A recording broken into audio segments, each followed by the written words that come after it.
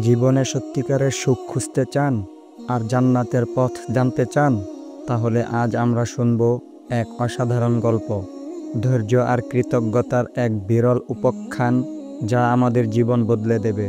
আজকের ঘটনাটি হলো বিরল সবর ও শকর।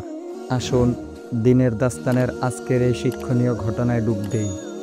ইমরান ইবনে হাত্তান নামে শিয়া সম্প্রদায়ের বিখ্যাত একজন কবি ছিলেন।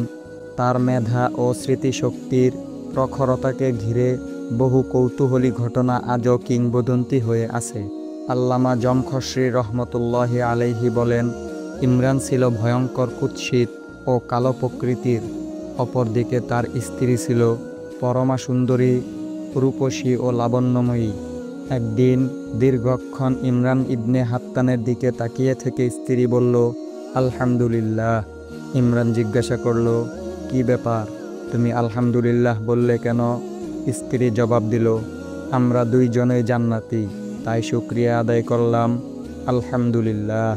ইমরান জিজ্ঞাসা করল যে, তা কিভাবে বুঝলে?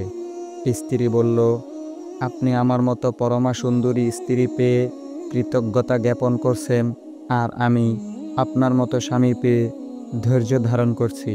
আল্লাহ পাক ধৈর্য ও শকরের বিনিময়ে জান্নাত দান করবেন বলে ওয়াদা করেছেন।